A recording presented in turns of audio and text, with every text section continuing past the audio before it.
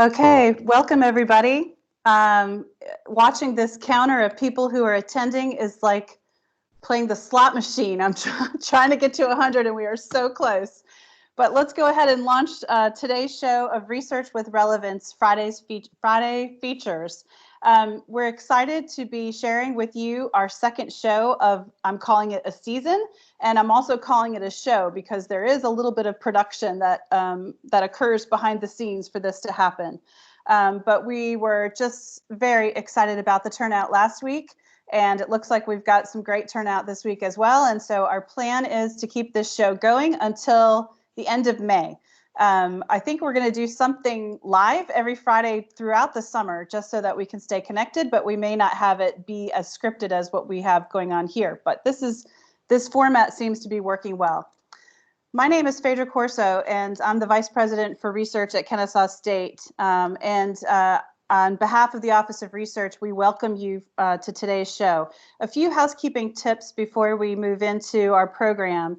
As usual, I think probably all of you are getting used to these kinds of conversations that you're having with your colleagues, but just make sure to keep your mic muted throughout the show until it comes time to question and answers. And then, of course, you're welcome to ask questions. Second, we mentioned this last time, but if you would like to see the guest speakers enlarged on your screen, then there's a way to do that, and you find their name on the right-hand side and click on the three dots, and it allows you to pin them, and they will be prominently featured on your screen. But before we move to our guest speakers, I do want to give just a huge shout out to the Office of Undergraduate Research, because for those of you who are not aware, we held a fantastic research symposium yesterday with our students. It's called the Symposium of Student Scholars. And because of COVID-19, we weren't able to do it in person like we normally do.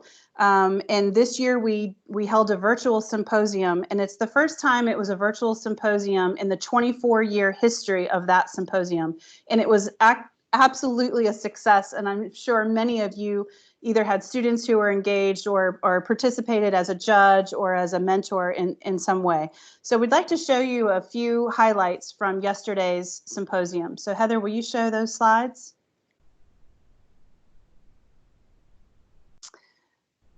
Okay, great. So we had over 160 presentations yesterday virtually, and that included 343 students, both at the undergraduate and graduate level. There were 99 faculty mentors who spend a lot of work helping their students prepare either a poster for oral presentation or an oral presentation. And we also had 90 judges who volunteered their time to evaluate the projects and to select the top presentations. Those presentations have been selected and have been announced. And if you go to our webpage or see any of the social media coming out of our office, you can see who those winners are. And we're just so thrilled for all the great work that the students did yesterday. But we wanted to highlight just a few examples of the amazing research. So go to the next slide, Heather. So this is a presentation by an undergraduate student, Christian Perez, and he's from physics, and the title of his presentation was Simulation of a Cosmic Ray Muon Detector. And his faculty advisor was David Joffe. So for those of you out there who don't know what a muon particle is, nor did I, so I looked it up, and I'm here to tell you that these are particles that are created by collision between the Earth's upper atmosphere and cosmic rays, the high energy atomic fragments from deep space traveling near the speed of light. So this was some pretty amazing, outstanding research presented by an undergraduate student. Next slide. We also had a presentation from electrical and computer engineering technology. This is also from an undergraduate student. I'm going to try my hardest here to do due diligence to your name. Adeyemi Fagbemi, and his research mentor is Billy Kihai. This was really interesting research that I had a chance to listen to. And basically, this student is looking at ways that we can get around using radio frequencies for Wi-Fi. And for those of you who have been participating in virtual meetings these last several weeks and are held hostage to the Wi-Fi in your home or in your office, you know that finding alternative solutions to radio frequency is a very good research with relevance. And so this student shared some very interesting work that he's doing with his mentor around using light as an alternative source. So again, very, very interesting research from every single field. We had CODA represented, we had Coles College of Business represented, we had Humanities and Social Science, math, biology, runs the gamut across our university. Next slide, please. I also wanted to share with you something natural that came out of this experiment that we did yesterday, and that is the overwhelming amount of positive feedback that was coming in real time as students are presenting. And the students were receiving positive feedback from the participants in their sessions. Our office received positive feedback from the judges and the faculty mentors. And we just thought that it was important for you to see just this level of accolades coming in for the hard work. And to that point, I just want to say a big thank you to Amy Buddy, who is the director of undergraduate research. She's shown in that picture down there in front of the state capitol. She's in that picture with Joelle Walls, who is our director of StratCom, who played a critical role, and with Jennifer Harb, who is the executive assistant for that office. In addition to the three of them, Chris Cornelison is the Associate Director for Undergraduate Research. We had a Lunch and Learn series that they ran during lunchtime. So we want to say thank you to Christine Nowak and Natasha Williams for doing some of that hard labor. And then we had help from Tom Boyle and Veronica Tremel and UITS to help us figure out some of the logistics. So again, a big thank you, and also to our judges, to our faculty mentors, of course, to our students, but also to all of you that participated. So thank you for letting me do a little bit of shouting out there. So let's move on to the show. So our schedule for this week is similar to last week's if you attended. We're going to start with a presentation by two of our featured faculty, and I'll introduce them in a second. Once they're finished speaking, I'm going to ask a few questions. We are going to be moving over to one of our community members to talk a little bit about his business and how he collaborates with KSU. And then we'll open it up for questions at the end. So just keep your mic muted until the end. And I think we'll have a good presentation. So let me introduce our two faculty members. So with us today is Mark Patterson. He is a professor of geography at KSU. He received his PhD in geography from the University of Arizona, and he is the author, co-author of several books that we're going to be talking about today: The Geography of Beer, Culture and Economics in 2020, the National Geographic Atlas of Beer in 2017, and the Geography of Beer, Regions, Environment, and Societies in 2014. So if you haven't figured out what the title or what the theme of today's show is, it's beer. Secondly, in addition to Mark Patterson, we have Dr. Nancy Hoalst-Pullen. She is a professor of geography and geographic information science at KSU. She received her PhD in geography from the University of Colorado at Boulder. Nancy is co-author with Mark on the publications that I just mentioned, but she's also a founding contributor and current vice president of the Wine, Beer, and Spirits Specialty Group of the American Association of Geographers. She also serves as editor-in-chief of the academic journal Applied Geography, so that gets at research with relevance, and she is the regional coordinator for the Gamma Theta Upsilon International. Sorry, my Greek is off a little bit right now. So with that, I'm going to turn it over to you, Mark and Nancy. Thank you. Thanks, Phaedra. Just going to wait for Heather to put up the slide.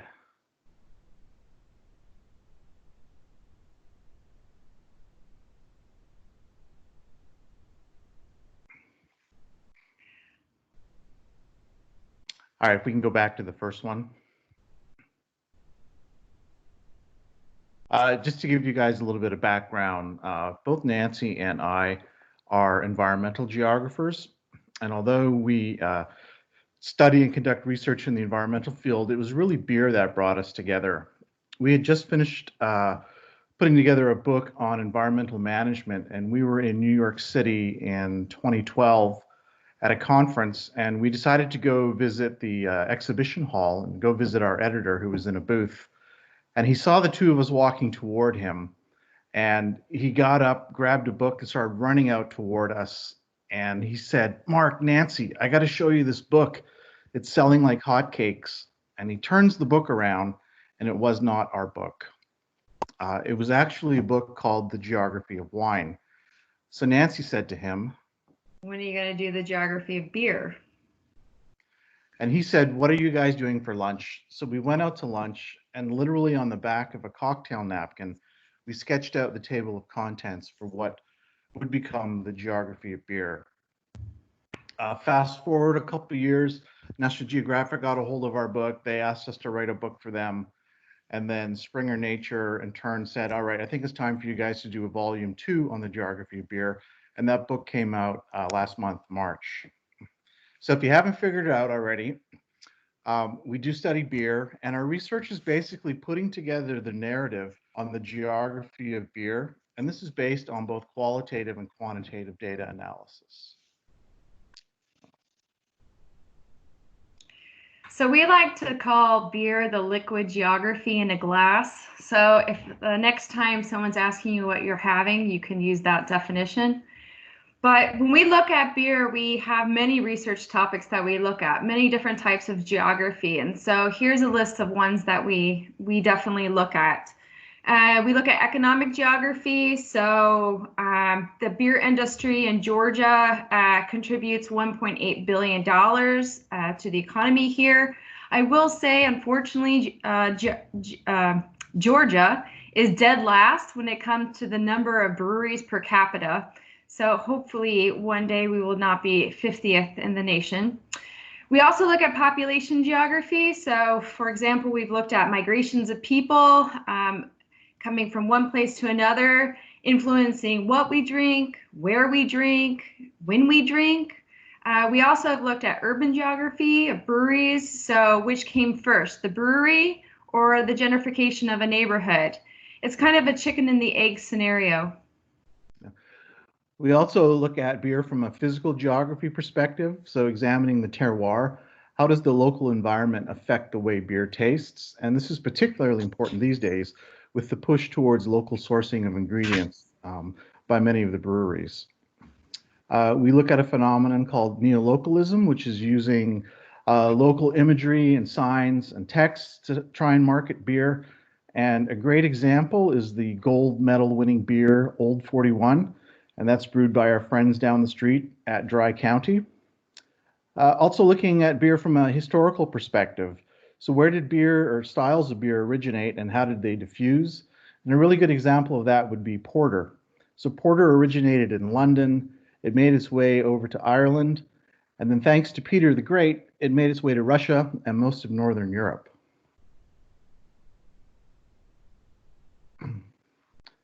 So yeah, we do get to travel a lot for conducting our research. So we've been to over 400 breweries and we've interviewed over 500 brewers as well as owners. So this has taken us to over 20 states, 5 continents, and more than 30 countries. And we've logged about 250,000 miles in our travels. We've tried close to about 3,000 different beers, and we've each gained a little bit of weight along the way.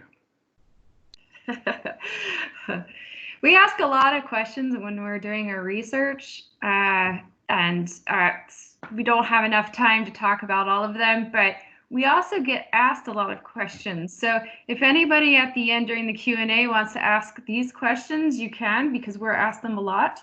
What is your favorite beer? How did you get this job? And do you need help? If you look on the screen, there's an image that's found there. One of the things that we've done, because we are interested in geography, is to look at beers in a different way. So many times people look at the beers by the types or the styles that are found, but what we were interested in is looking at the origins of these. So location played an important role. So if we look at the next slide, we can zoom in, and two examples here are given. So normally you would think an American IPA came or harked from the English IPA, but if we look at it by geography, we can think of an IPA actually originating from a pale ale, which originated from a more traditional American ale, whereas an English IPA actually is a hopped up version of a bitter, which is a type of British ale coming from Britain.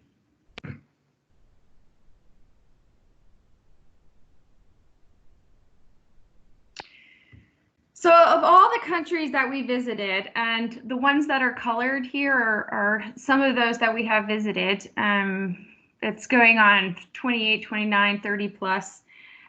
We will now focus this talk on 3 specific countries. And the reason that we picked these is because all of them have the 4 basic ingredients that you need to make beer, and that being water, yeast, hops, and grains or malt. So the first place we want to take you to is Argentina. And typically when you think of Argentina and alcohol, you think about wine, because Argentina is known for its wine. But this is actually something that brewers have capitalized on in conjunction with the wine industry. And that is they're taking used wine barrels and they're aging beer in these barrels. Another important thing, and if anybody out there really likes lagers, you have Argentina to thank. Because at one time, the only beers that could be made or were made were ales. But during the Columbia Exchange, when Europeans were navigating all over the world, at one time the Europeans went to Argentina. This specific type of yeast there hopped on the boat, went around the world, came back to Europe, did a little sexy with the ale or baker's yeast that we have, and voila, we have a new type of yeast, the Saccharomyces pastoranius, which is our lager yeast. So geography gives us lager.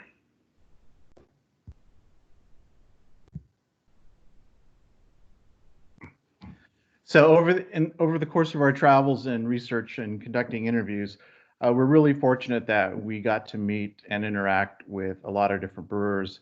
And one of the breweries in particular was nominated or was voted the best brewery in Latin America. And that brewery is Juguetes Perdidos, which is Spanish for lost toys. And we asked the brewers, how did you come up with such a unique name for your brewery? And they said, well, we only brew a beer once. And once it leaves the brewery, we feel like we're a little child who's lost his toy forever. It was also, we met a lot of really interesting people, and one of the individuals we can thank the most is the gentleman that you see in the picture who's wearing the tie-dye, named Martin Boen. And we deemed him the Don or Godfather of beer there, because not only did we get to meet with the Minister of Agriculture and some other high officials, but when we said that we wanted to talk to brewers, we didn't go see the brewers came to us. And all he had to do was pick up the phone or send a text, and they were there.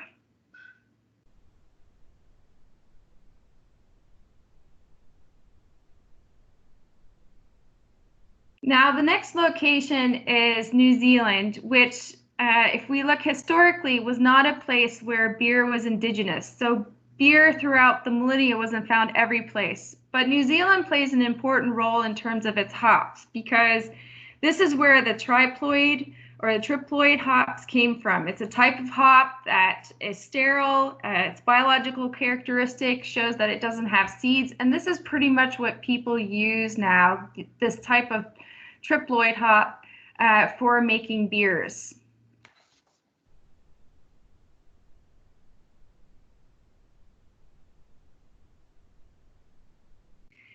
New Zealand's also important because of some interesting quirks when it comes to drinking, and one of those can be found here and throughout most of the Commonwealth back in the last century, and that would be the 6 o'clock swill. So this was how it worked. Gentlemen would get done with work around 5 o'clock, and the bars and pubs closed at 6 o'clock. So what do? You drink as much as you can, as fast as you can. And so thereby you'd have the 6 o'clock swill. One of the things that Nancy was alluding to was going to different breweries and interviewing brewers. You got to understand, on a good day, we could make it to 2 breweries. But what we found in New Zealand, and in particular Wellington, was we had gone to a couple breweries and they kept mentioning this birthday party they were having for a brewer, and we kept getting invitations to come to this birthday party. So we went to the birthday party, and that's a photo of it there in the top center of the screen. And there were 12 brewers from different breweries there, and we were actually able to interview all of them in a matter of a few hours.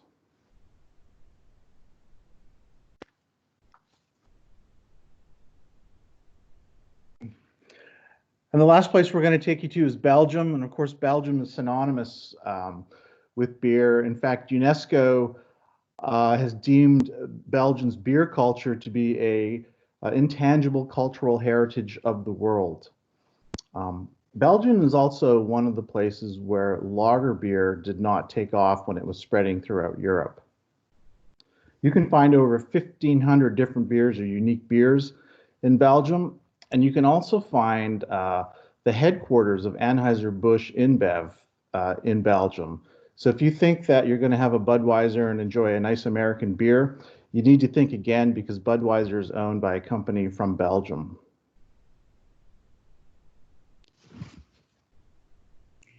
If, however, you do want to Belgian beers or types or beers that are really known in Belgium, the first one would probably be a Trappist Ale. So Trappist ales are beers that are actually made by Trappist monks in monasteries. They have their own organization that vouches for them, and there are 6 types of Trappist ales and their monasteries in Belgium. Belgium is also known for having a beer unique just to Belgium. So this style would be called a Lambic. So even if you've had a Lambic elsewhere, only true Lambic that can be made is in Belgium. And the reason for that is because it uses a fermentation technique, or the way it makes the beer, through spontaneous fermentation. So normally we inoculate by putting yeast actually into the sugary wort that's created from boiling our grains that we've got. But what they do is they have a big open metal container. It's called a cool ship. And they put that sugary water in there, and they just open it to the elements. So whatever bacteria or yeast is floating around the air will go down into that wort and will ferment. Give it a little bit of time, put it probably in some wine barrels or something else, and a couple of years later, you'll end up having a really nice sour beer called a Lambic.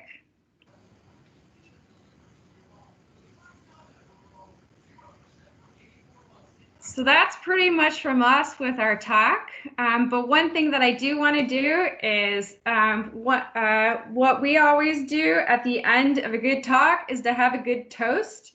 So if you actually have a brew with you, some sort of beer or something else, this is the time for us to do a toast. And so I'm going to toast to research with relevance, to research with relevance. Cheers. Thank you both so much for that. My boss might be watching, so I'm going to hold off until 4:59. So, but thank you so much. I'm going to start with a few questions. And if I sound naive in my questioning, I apologize. I tend to be more on the wine side than the beer side, but I'm completely fascinated by the geography of beer. So I heard you talk about the Lambic as this in the unique way that it's made, but are there other different ways that it's made? Because I feel like the friends that I've seen making beer have a completely different system where it's closed, there's wires going all over the place. And so what is the difference between what I might see in someone's basement versus what you described, Nancy? Yeah, there's different types of beer. Many times people will delegate it by the type of yeast or the type of fermentation process. So basically your fermentation processes, there's four main types. And the first one is a top fermenting. So they use a yeast that ferments on the top of this big, amount of liquid imbibe that you have. And those are ales. And ales are very diverse. They can make all different types. That's where you see most of your diversity. You can also have the bottom yeast fermenters. So those yeasts are your lager yeasts. And lager comes from the German word that means to store. So not only does it take a little bit longer to make, which you have to do with lagers, but usually they're very clean and crisp. And that's the result from it. There's also two other types. Spontaneous fermentation is one that I talked about, where you just kind of let it go, see what happens with the yeast. Usually you wait a little while, because if you do it right after it ferments, it probably isn't going to be exactly what like you'd want it to taste. So it does do some aging, just like you would have with wines. And then you also have mixed fermentation. So it's basically taking any of those two that I talked about and mixing them together. So it could be an ale mixed with a spontaneous fermentation, or a lager mixed with an ale, whatever it happens to be. So most people define it as either an ale or a lager, but if we define it by fermentation types, there's four altogether. Okay, great. And who funded your research? We were fortunate to get funding from two main sources. The bulk of our funding came from the National Geographic Society. So we wrote a grant to get funding, and they gave us a pool of money and basically said, here, you figure out your travel on your own. So that was very much appreciated. We also got funding from another publisher, Springer Nature. They gave us some money to attend conferences, as well as to travel and conduct interviews. And we also got a sponsorship from a local brewery. Sorry, Trey, it wasn't Dry County this time, but it was Red Hare out of Marietta. And they would essentially give us all the beer we wanted. And we took their beer all over the world to share with brewers who never had the opportunity to try beer from Georgia. And because we care about students at KSU, how have students been engaged with your research? I think two main ways. The first one was Nancy and I did a study abroad to Europe, and that was called the Geography of Beer. So we took them to Belgium, the Netherlands, and Ireland, and the focus wasn't on tasting the beer as much as it was learning about the geography of beer. And we've also had 4 or 5 peer-reviewed publications with various students. So students have been an integral part of our research. And what are your next steps? Is there a beer anthology 2 in the works, or what are you doing next in this area?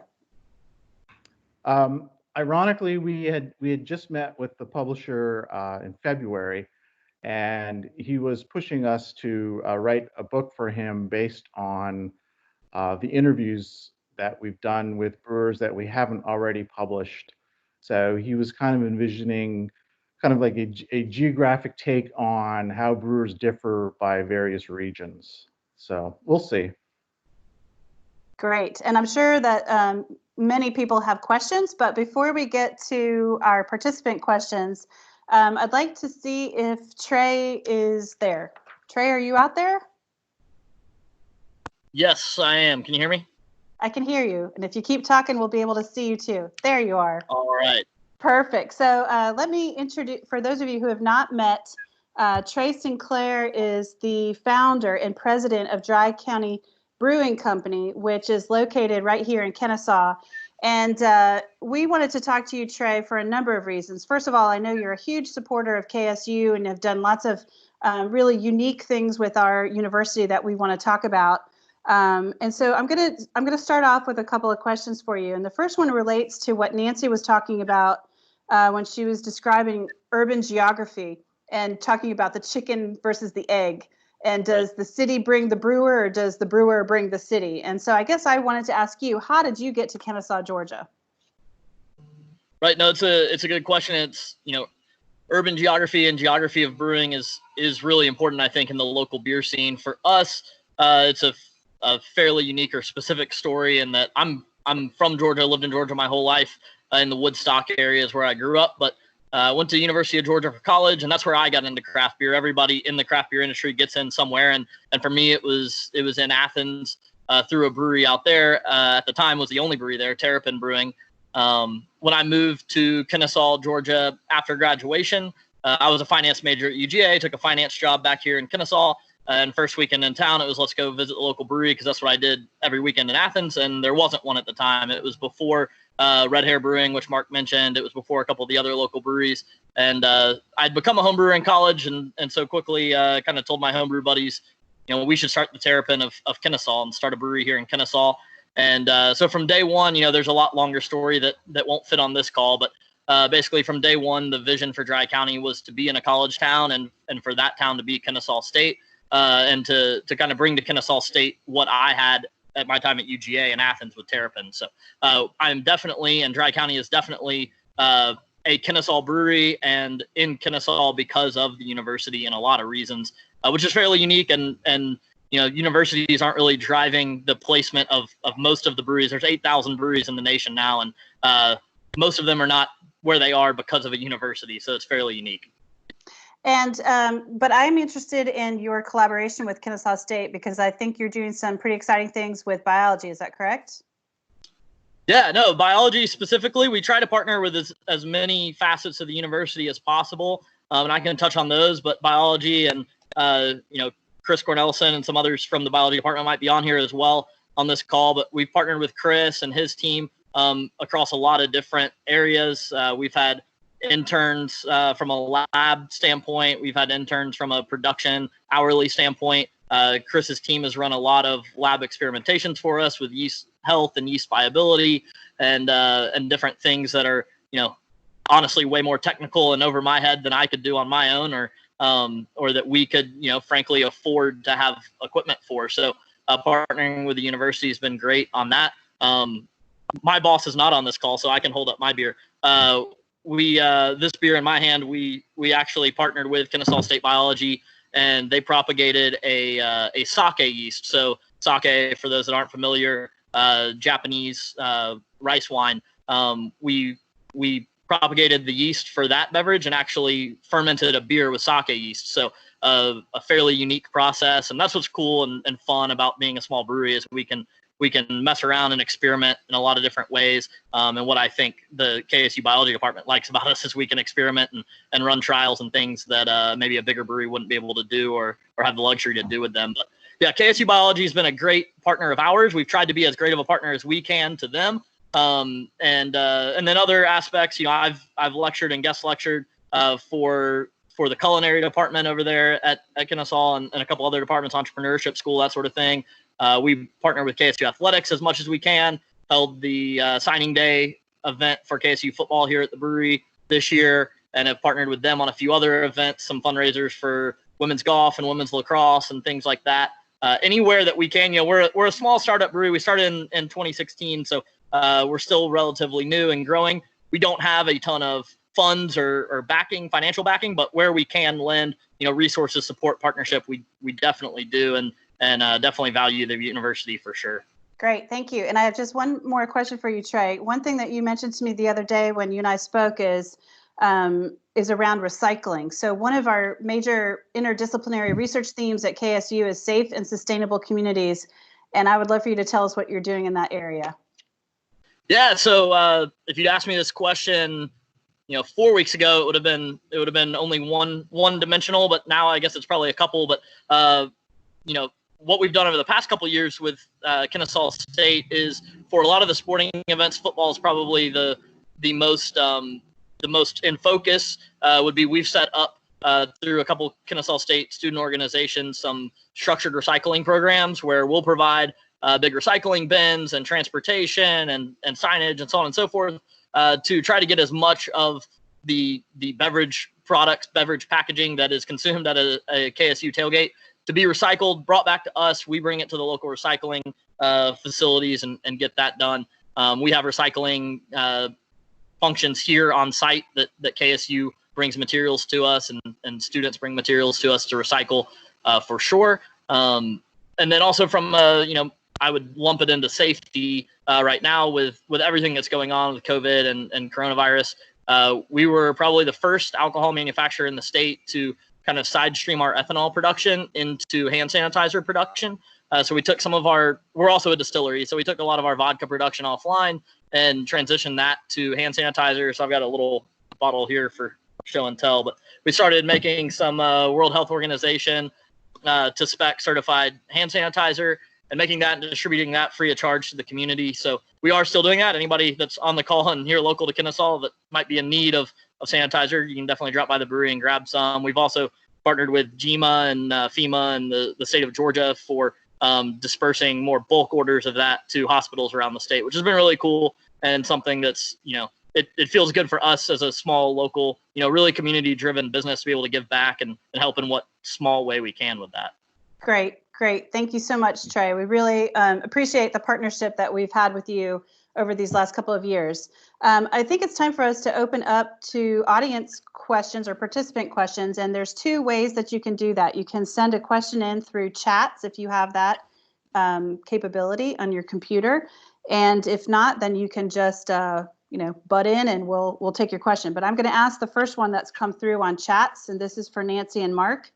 The question is, how does the concept of sustainability, back to our interdisciplinary theme, how does sustainability, is that embedded in the research that you do? I can answer that, unless you want to. So we conducted a nationwide sustainability study in the craft beer industry, where we surveyed. At the time, there were, I think, just under 5,000 breweries in the country, and the sustainability focus in the breweries were mainly along three lines. One was with water consumption, so trying to reduce the amount of water that's consumed. One was through the consumption of energy, so reducing the amount of energy they use. So when you brew beer, you've got to heat up a lot of water. So trying to capture that heat and reuse it down the line. And then the third one was the use of what to do with the spent grains when it's and a lot of breweries will often use their grains, give them to local farmers in terms of animal feed.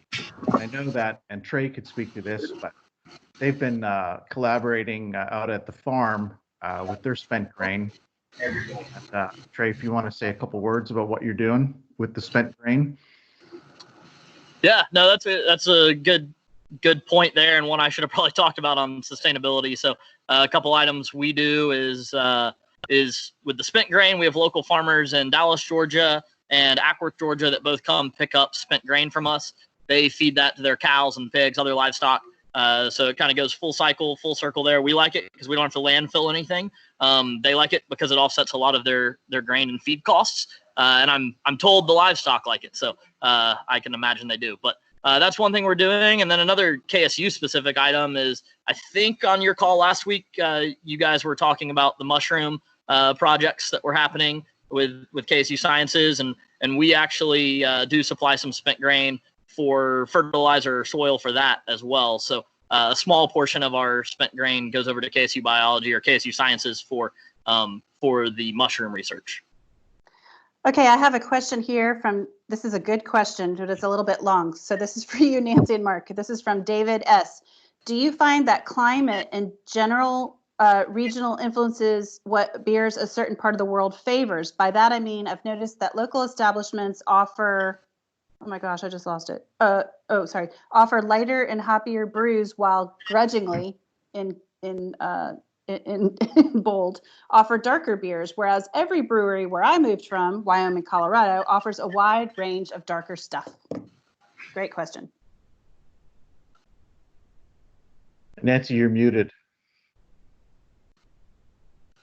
I'm trying to be good by muting. There's definitely a geography to what you can find, whether this be historically from the origins of the different styles to to what's going on today, where we find very specific trends where you can find in some places there's sours are really popular. In other regions, you'll find lagers are very popular. Some of that has a historical basis. So in the Midwest, you find lagers to be very, very common.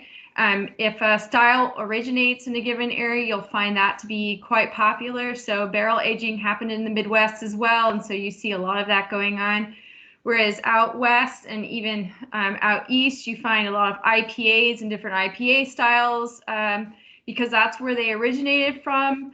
And then you have to think about where the brewers have learned how to brew, who they apprenticed underneath, where they lived. And so if they end up moving, they'll bring those styles in those places as well. So there's a lot of factors that play a role in what styles you can find. Sometimes it's all about politics too. There's some places where you can't make high gravity or highly alcoholic beers. You have to keep it on the low, especially if you want to be able to sell it legally or just selling a lot of it. So whether it deals with economics or the culture of the area or the history of the area or even the policies that you find, there's many different reasons that you may find a really great number of brews in one location and not so much in the other. So once this COVID thing is done, it's a great idea for anybody on this call to go out and find the beers that you like, go to different areas of the country or the world and see if there's other things that you like. I have one more question on chats. What's the most unusual or unique beer you've researched, and what are the geographic aspects that made it so unusual or unique? That's a really good question. I know for me, it would have to be a Lambic, because if you're used to a typical U.S. beer, you're not going to find a beer that's sour, and lambics tend to be sour. And as Nancy mentioned in her talk, lambics can only be brewed not just in Belgium, but in a particular watershed in Belgium where the local yeast in the air and bacteria in the air.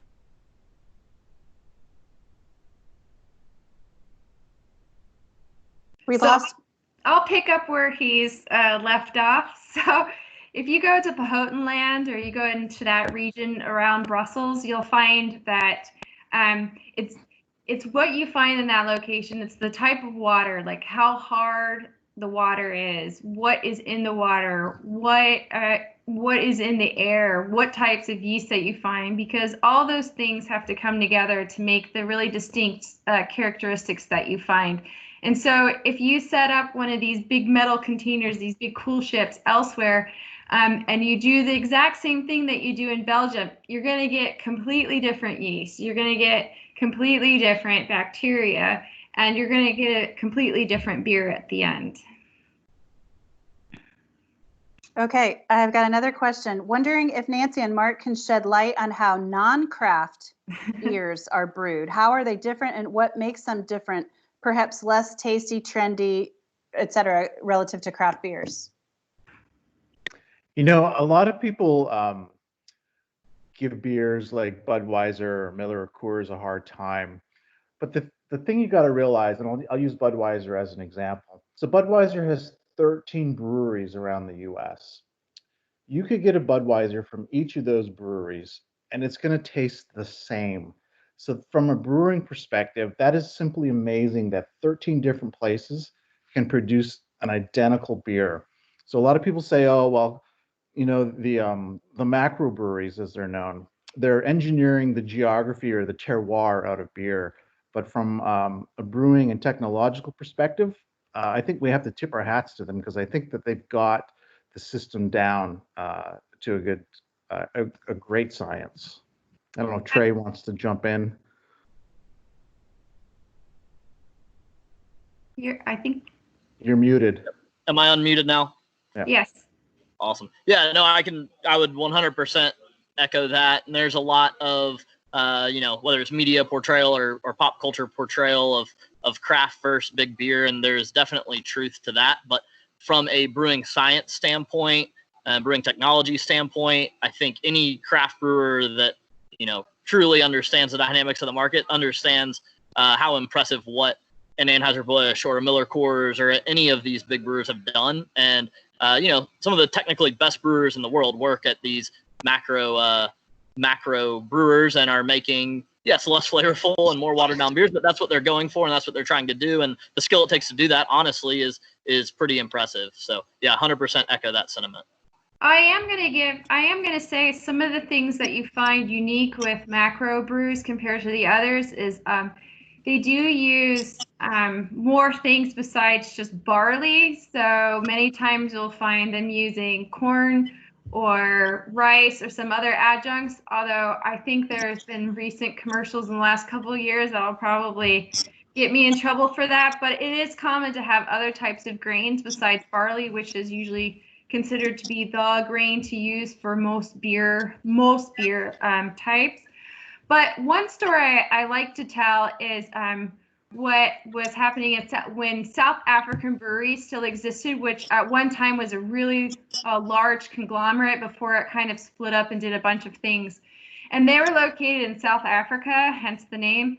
And one of the things that was amazing is that even though they were a macro brewery, and even though they were in competition with a lot of the craft breweries that are there, they actually helped out with many of the craft breweries who are trying to get a start. So if they ever ran out of hops, they ever ran out of any kind of ingredients, or they needed help, they would actually get it from South African, this main huge conglomerate brewery, to help really jumpstart a lot of these craft breweries. So a lot of people, like Trey was saying, they make them out to be the bad guy, but in fact, they're not necessarily that bad. And in recent times, they're buying out a lot of the craft breweries because they see that there's definitely an investment there, economically speaking. So the difference between these big breweries and these small breweries is starting to become less clear.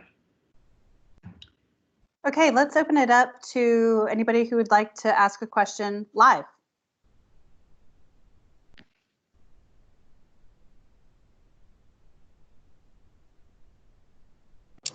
Hi, this is Michael from the KSU Field Station. I'm always interested in truly regional things, and I was curious if any of you had so far had the nerve to try an open vessel Lambic type brewing process regionally to see what you got, or is that even possible?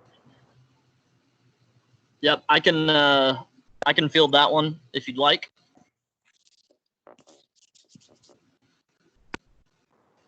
Yes, please. Yeah, so I would say personally at Dry County, no, we have not attempted open vessel fermentation or wild or spontaneous fermentation. At this point, there's a lot of different terms, a lot of different techniques for it. Some of our counterparts in the Southeast and in Georgia specifically have done that. A brewery out in Athens, Georgia, called Southern Brewing brews a beer called Southern Azalea. It uses yeast that's pulled from an azalea bush or flower. A couple other Georgia breweries, Monday Night Brewing down in Atlanta, has used what's called a cool ship, which is open fermentation to ferment some beers with great success and really unique and tasty beverages. A few other breweries have tried it as well. Monday Night's probably the most prominent, and Southern Brewing in Athens probably the second most prominent here in Georgia. And then in the Carolinas, where you talk about geographies, and you can get into political geographies, and the laws and regulations are a lot more loose in the Carolinas. So there's a lot more of this experimentation going on there. But yeah, so in the Southeast, it's definitely happened, and there's a lot of really cool, whether you want to call it terroir or fauna or whatever, flora, that's allowing that to happen. But yeah, we at Dry County have not, but a lot of our counterparts have, and we've been lucky enough to learn from them and get to, I guess you'd call research their final products. So. Okay, Harry, I think that you are asking a question.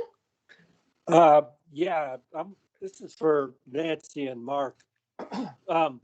You talked about water and that type of stuff, and when I first had Guinness in Boston, it tasted like burned toast. The closer I got to Ireland, And when I finally got to Ireland, it really tasted great. So it had to do with the water or the way they ship it or that type of thing. It tasted better in England, but it tasted the best in Ireland. Well, go ahead, Nance. Go ahead, Mark. No, I insist. Well, you always want to go to the source, right? So Guinness originated in Ireland, so they have all the original ingredients. They've been able to work on it the most. And a lot of it has to do with the water, and pretty much the process is the same. It's the ingredients that might change. Sometimes what you end up having is that they actually modify the recipes on purpose because those little tweaks are preferred in specific locations. So one of the biggest places Guinness is actually brewed is in Nigeria. Is that right, Mark? Yeah, Nigeria. Yes. So you'll find it located there, and the types that they might be having there may have similar names, but it may end up tasting a little bit different. If you're talking about it being shipped from the UK or from Ireland or Europe or wherever you are with whatever beer you're dealing with, and having it migrate someplace else, yes, travel can very much affect beer. Probably one of the best examples of that, at least historically, is the IPA. So when it originated in Europe way back centuries ago, it was extremely hoppy beer, very bitter, kind of what we would like these days. Not quite actually. We would think it would be pretty mild compared to some of the ones they make these days, but a relatively hoppy, very bitter type beer because they use a lot of hops. Well, when it goes on the ship and then by the time it makes it to India and then Australia, a lot of those hops have kind of mellowed out because you've had time, you've had heat, you've had different kinds of things happening to that beer. So by the time it actually reaches India and then Australia, that India Pale Ale that originated in England is now pretty mild. And that's actually what you would want. But so if you look from the source to the end point, your beer has changed over that time period. So sometimes it's on purpose, sometimes it's by accident, sometimes it's by a coincidence. So if you can ever get to the source to get a beer, I would definitely do it, especially with most ales that you don't age, because the fresher it is, the better it is, right, Trey? Well, so we are coming close to the end of our hour. I hate to tell you this. So I'm going to take one more question from the participants, and then I'm going to wrap up and tell you what's coming next week. So this is Ian Ferguson. I'm from Scotland, and the Scots can be competitive. At one point, there was a pub there or a brewery there called Brewdog, and they had competition for high alcohol beers, and I drank a number of those. You buy a bottle for 50 or 60 pounds. There was Thermometer Penwing, there was Sink the Bismarck, because they were fighting against the Germans at that time. They got up to the end of the world, where I think they got alcohol contents up to 55% co-fermentation processes. So I like high alcohol content beers. So have you looked at that relative to regional influences, such as Overdriven Maniacs from Scotland, into what's the highest content, alcohol content beer that I can get in Georgia so I can go to the right place? I think by law, and Trey, you can back me up, or I think by law you can't sell beer more than 14%. Is that right? Yes, that's correct. So I believe the year was 2006, 2007.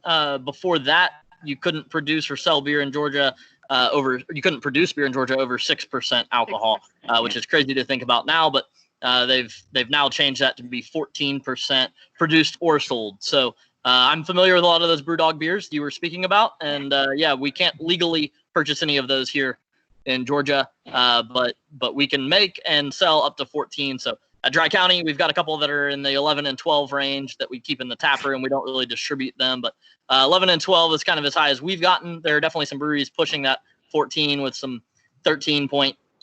I'm sure they weren't tested at the KSU biology lab by any means, but yeah, 14 is our legal limit here, and other states and the federal government allow it much higher. Okay, it's my show, so I'm going to take the last question. Sorry. But what's your favorite beer, Nancy?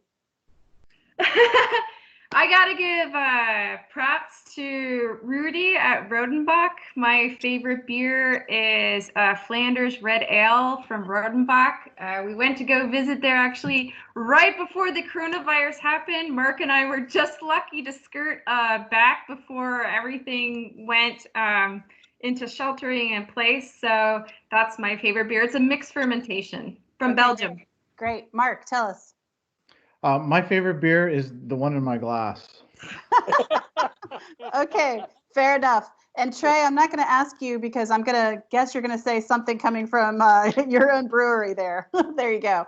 Okay. So I just want to say thank you so much to all of our guests today. This was a really fascinating show. And listen, the fun is going to continue to happen because next week we also have an exciting researcher that we're going to be featuring. Her name is Alice Gooding. And for those of you who don't know Alice is one of the state forensic anthropologists in Georgia. She's known as the Bone Doctor. And she will talk about some of the work that she's doing out in the field station. But she's going to share with us the interesting work of anthropology and forensic science. And it's going to be a great show. And so, again, we thank you to our guests. And we want to say from the Office of Research, stay healthy and well over this weekend. I can't believe it's Friday. And I have my beer that I'm just about off the clock. So I'm going to give you that toast that you asked for before, Nancy. And okay. I'll show you a little bit of tradition there. So, cheers to everyone out there. Cheers. Take a cheers for Research with Relevance. Great. Cheers. Thank you. Cheers. Thank you. Bye-bye. Bye.